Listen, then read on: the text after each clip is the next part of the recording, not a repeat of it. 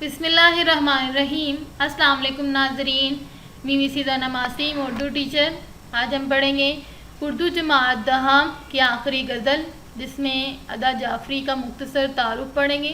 ایک بہت ہی ممتاز اور قابل محترم شاعرہ ہیں جن کا نام ادا جعفری ہے۔ ان کی پیدائش 1924 میں ہوئی، جبکہ ان کا انتقال یہاں پر موجود نہیں ہے، لکھا نہیں۔ 2015 میں ان کا انتقال ہوا تھا۔ ادا جعفری بدایوں میں پیدا ہوئی ہیں اور والد کا نام مولوی بدر الحسن تھا۔ ان کا اصل نام عزیز جہاں ہے۔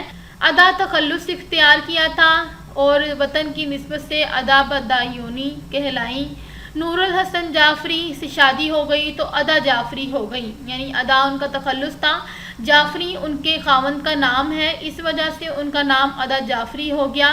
برصغیر کی تقسیم ہوئی اور ہندوستان اور مسلمانوں کو اپنی اپنی جگہوں پر بھیجا گیا تو اس میں ان کا خاندان پاکستان آ گیا۔ ان میں شعر گوئی کی امنگ اور فطری صلاحیت موجود تھی، کیونکہ شعر کہنا انہیں بہت پسند تھا اور مشاعروں میں بہت بڑھ چڑھ کر حصہ لیتی تھی، تو اس لیے وہ شعر گوئی کی طرف ان کی فطری صلاحیت پائی جاتی تھی۔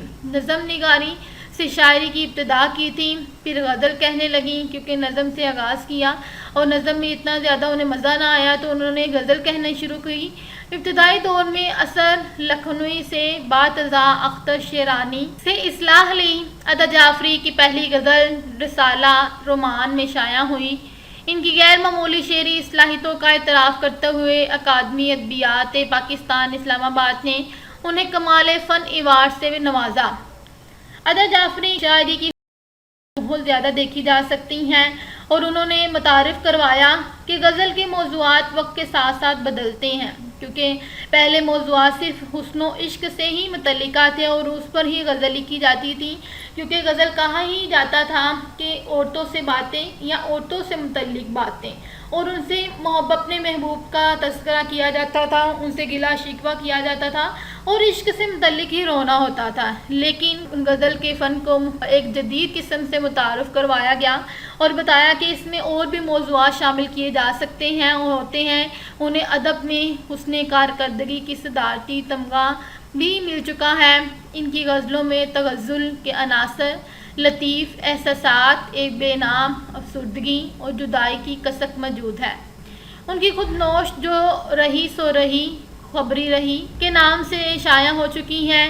ان کے شعری مجموعوں میں شہر درد، میں ساز ڈھونڈتی رہی، غزالہ تم تو واقف ہو اور ساز سخن بہانہ ہے شامل۔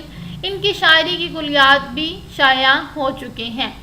یہ تھا ان کا مختصر سا تعارف، جس میں انہوں نے مختلف باتوں کو بیان کیا ہے اور کس طرح سے انہوں نے بتایا کہ غزل کے موضوعات وقت کے ساتھ بدلتے ہیں اور اس میں ایک تازگی اور جدت کو پیدا کیا۔ انہیں بہت سارے کمالات فن ایوارڈ سے نوازا گیا اور ان کی بہت ساری یہاں پر خود نوش تصانیف ہیں جو بیان کی ہیں۔ یہ آپ سے سوال پوچھے جا سکتے ہیں اور ان کے بارے میں پوچھا جا سکتا ہے کہ انہیں کس نے کمال فن ایوارڈ سے نوازا تھا، تو یہ سوالات کے جوابات آپ یاد کریے گا۔ اپنا خیال رکھیں، خدا حافظ۔